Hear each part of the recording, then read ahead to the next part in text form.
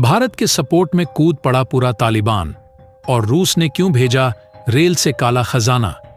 जी हां, तालिबान ने लाखों लोगों की भीड़ में से अपना हाथ भारत सरकार की हथेली में लाकर रख दिया है और यह कह दिया है कि भारत तुम्हें जो करना है वो करो, हम तुम्हारे साथ तब तक है जब तक कोई तूफान हमें उड़ा के न ले जाए।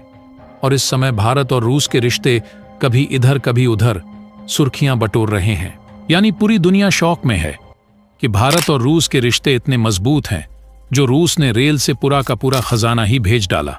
आप मेरा यकीन नहीं मानेंगे कि तालिबान ने भारत की हथेली में अपना हाथ लाकर रख दिया। ये कब हुआ?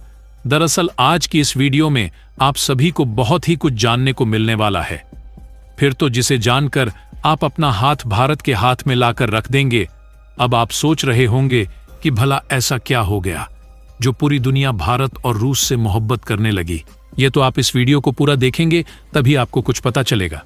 तो जल्दी से इस वीडियो को शुरू कर देते हैं, लेकिन उससे पहले आप सभी भारत सरकार के खातिर इस वीडियो को एक लाइक करके SK ऑफिशियल बॉय चैनल को ही सब्सक्राइब करें और बेल आइकन को जरूर से ऑन रखें। तो चलिए शुरू करते हैं।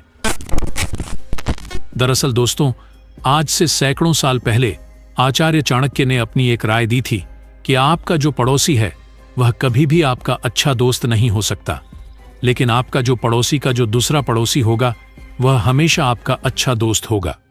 जी हां, थोड़े समय के लिए आपकी अनबन जरूर हो सकती है उसके साथ, लेकिन आपका सच्चा साथी वही होगा लंबे टाइम में। और ये बात 100 आना सच भी है। आप भारत के पड़ोसियों को देख लीजिए, जितने भी भारत के पड़ोसी हैं उनके साथ भारत के उतने अच्छे संबंध नहीं हैं। हमेशा की तरह इतिहास गवाह रहा है। और भारत के पड़ोसी देश जिनके साथ भारत के अच्छे संबंध भी रहे हैं वह कुछ समय के लिए ही रहते हैं, जब तक कि उनकी हालत खराब रहती है। जब उनकी हालत सुधर जाती है वह सही से अपने पैरों पर खड़ा हो जाते हैं। बाद अगर भारत ने अपने पड़ोसियों को थोड़ी सी भी उंगली कर दी फिर तो बमबारी होना शुरू हो जाती है। हालांकि यह कभी कभी होता है, हर बार नहीं होता, और भारत विरोधी कार्य करते हैं। यानी नेपाल, बांग्लादेश, श्रीलंका इसके प्राइम एग्जाम्पल हैं। लेकिन जो भारत के पड़ोसी हैं, जैसे कि अफगानिस्तान, ईरान या फिर चीन का पड़ोसी देश रूस, इनके साथ ऐतिहासिक तौर पर भारत के बहुत अच्छे रिलेशनशिप रहे हैं। कभी भी रिलेशनशिप खराब नहीं हुए। हालांकि अफगानिस्तान के अंदर अब से कुछ साल पहले जब तालिबान सत्ता में आया तो कुछ महीनों के लिए संबंध खराब जरूर थे, लेकिन उसके बाद फिर से तालिबान और भारत के बीच में संबंध धीरे धीरे सुधरने लगे। और पाकिस्तान के साथ तालिबान का 36 फुस्तों का आंकड़ा होता। आचार्य चाणक्य की जो यह बात है, जो ये थ्योरी है, आज एक बार फिर से इस पर मोहर लग चुकी है। दरअसल हुआ यह है, आपको याद होगा एक हफ्ता पहले मैंने आपको खबर दी थी कि रूस ने ऑफिशियल तौर पर पाकिस्तान को इनविटेशन लेटर भेजा है, जो INSTC है, यानी कि international north south transport corridor. आप इसमें शामिल हो जाइए। और मैंने आपको बताया था कि इसमें भारत मेन मेंबर है। ऐसे में पाकिस्तान को अगर रूस इनवाइट कर रहा है तो इसका मतलब भारत की इंपॉर्टेंस कम होगी इसमें। लेकिन भारत ने एक हफ्ते के अंदर ही अफगानिस्तान के जरिए ऐसा पासा पलटवार, आज चीन और पाकिस्तान दूर खड़े देख रहे हैं कि भारत ने उनके साथ यह क्या कर डाला। दरअसल आप अपनी स्क्रीन पर देख सकते हैं, आज ही तालिबान का बयान आया है कि जो INSTC है हम इसका सपोर्ट करते हैं और इसमें भारत का भी हम साथ देते हैं, उसका भी सपोर्ट देते हैं। ये अपने आप में तालिबान की तरफ से दिया गया एक बहुत बड़ा बयान है। इसका मतलब यह निकाला जा रहा है कि भारत INSTC में पाकिस्तान को काउंटर करने के लिए अब अफगानिस्तान को शामिल करवा सकता है। इतना ही नहीं, दूसरी खबर देखिए। अब से 3-4 दिन पहले ही रिपोर्ट निकलकर सामने आई है कि भारत ने इस INSTC में रेल रूट का इस्तेमाल करते हुए रूस से बहुत सारा कोयला मंगाना शुरू कर दिया है। और इससे 2 फायदे होंगे। एक, भारत को रूस का सस्ता कोयला मिलेगा। दूसरा फायदा ये होगा कि INSTC फिर से एक्टिव हो जाएगा। भारत इसके जरिए जब बिजनेस करेगा, इसका ज्यादा यूज करेगा, तो नॉर्मली इस पर भारत का कंट्रोल ज्यादा होगा।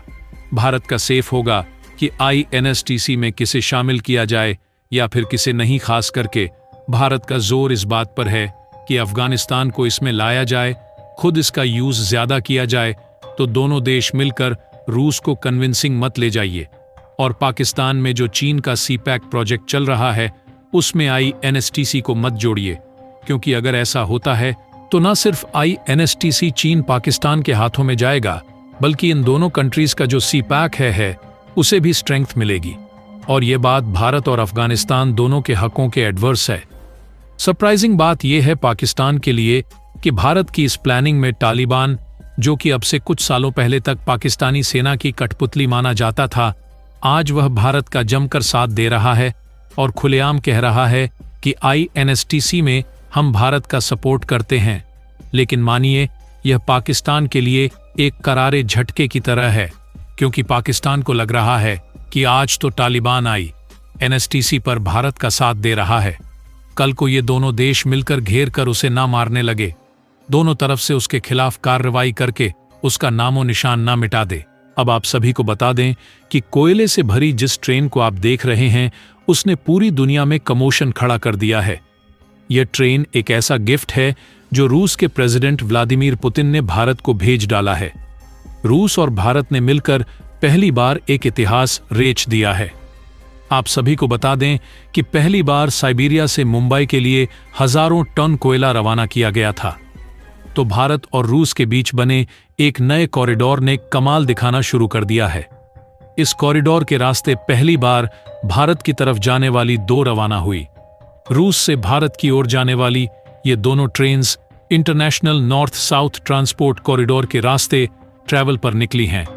इन दोनों ट्रेन्स की ट्रैवल साइबेरिया से शुरू हुई।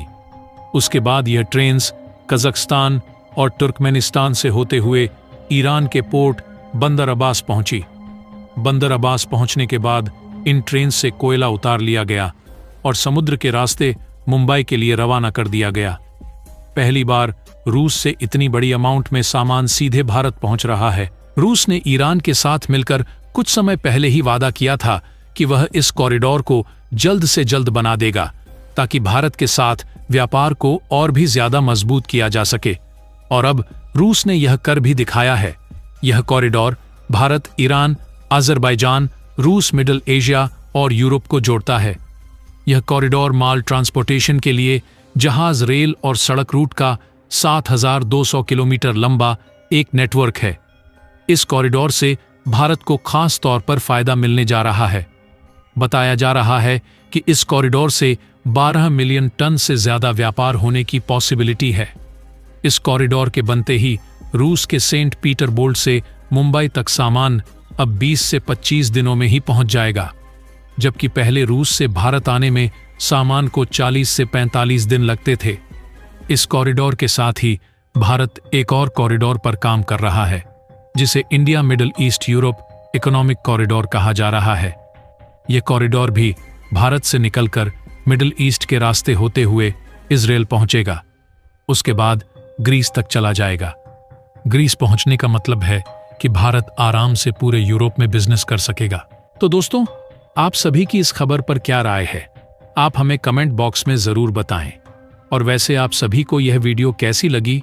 अगर अच्छी लगी है तो इस वीडियो को लाइक करके मेरे और आपके चैनल को सब्सक्राइब करें और बेल आइकन को जरूर से ऑन रखें, ताकि हमारी हर आने वाली वीडियो की नोटिफिकेशन आपको समय पर मिलती रहे। तो चलो हम मिलते हैं ऐसी मजेदार और इंटरेस्टिंग खबरों के साथ। तब तक के लिए बाय।